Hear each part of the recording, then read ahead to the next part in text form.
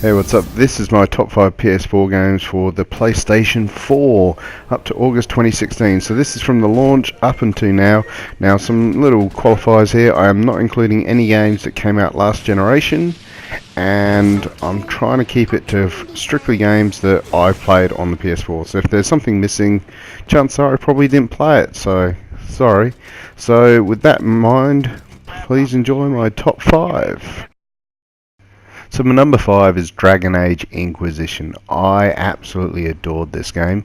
Not always my top 5, but at the current time, definitely in there. Had dragons, it had role playing, the combat was superb, it built upon the history of Dragon Age Origins and Dragon Age 2, which I liked Dragon Age 2 a little bit less than Origins, and this one felt a bit more like Origins. Overall, one of the best games I've played on this generation, and I can't recommend it highly enough. So number 4, funnily enough, is actually Fallout 4. I know, go figure. Anyway, why Fallout 4? Well, it's basically Fallout 3 with a lot of the criticism I had with Fallout 3, such as the gun combat was a bit lame. That was improved in this. The role playing in this was fun.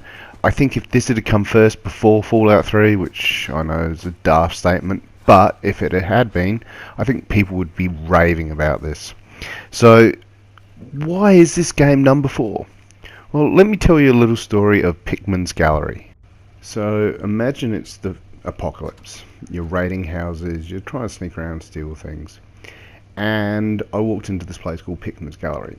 And it seemed like everything else. There were a bunch of bandits about. I'm sneaking through there, killing them because, hey, part of the game.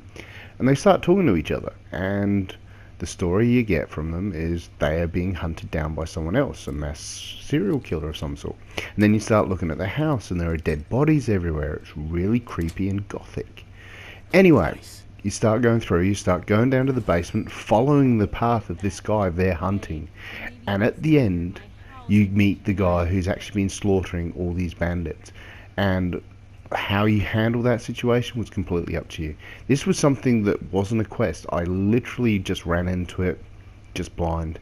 And this kind of sums up why Fallout 4 was so special to me. It was those little stories that happened along the way that made it so important.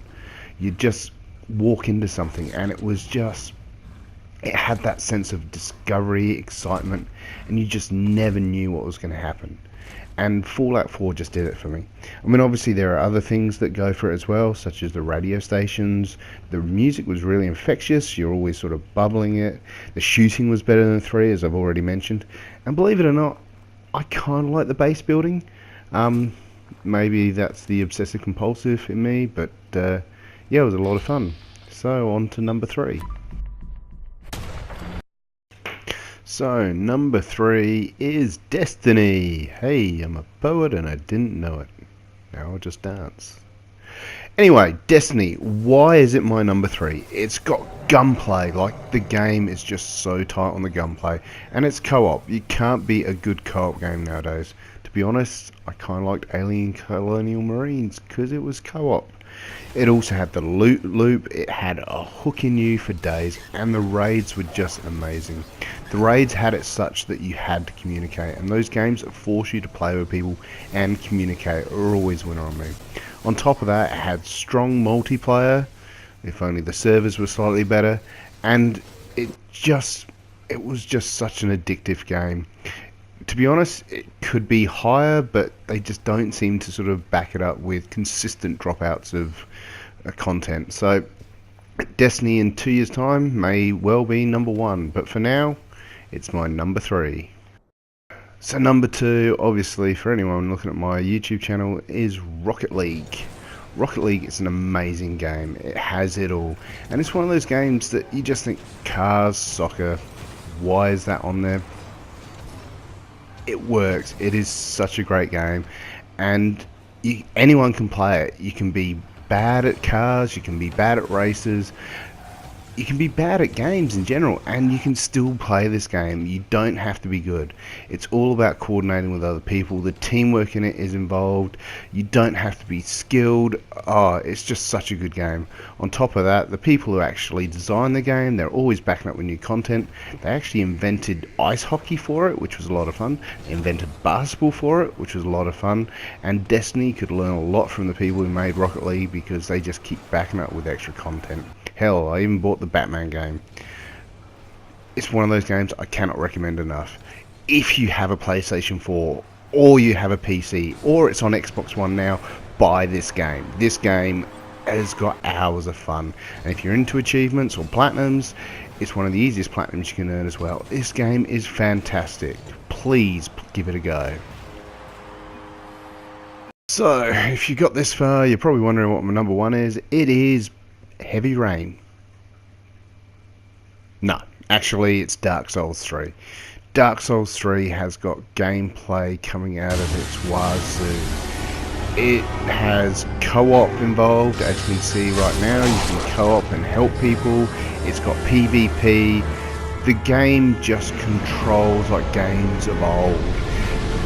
It punishes you if you play poorly. It punishes you if you don't look through things and you're not careful. But at the same time, you're always feeling like you're one step away from just being an absolute beast. It is one of those games where I've never played so much and finished the game so much in the last 20 years. And I've played some pretty bad games and I've played some pretty good games. But Dark Souls 3 is just one of those games of a generation. Why should you play this? Well, if you don't like gameplay, the story I can understand, and it's probably not for everyone, but this is the ultimate Bloodborne Souls experience you will find on the console at the moment. I reckon it's better than Dark Souls 1, definitely better than Dark Souls 2, it's better than Bloodborne in my opinion. This is the game to play. Do yourself a favour, try and give it a shot. Have a look at some videos. Don't have to look at my videos if you don't want to know what to do, but it's one of those games that once you actually give it a chance, you can lose easily 200-300 hours.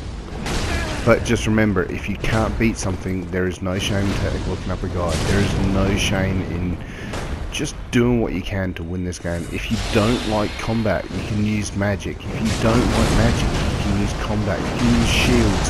The options are infinitesimal for this game, and the bosses are something special in this game. To play this game is something else. Good luck. Thanks for watching. If you like this video, please remember to click subscribe and click a like on this. If you didn't like it, please let me know in the comments. Cheers.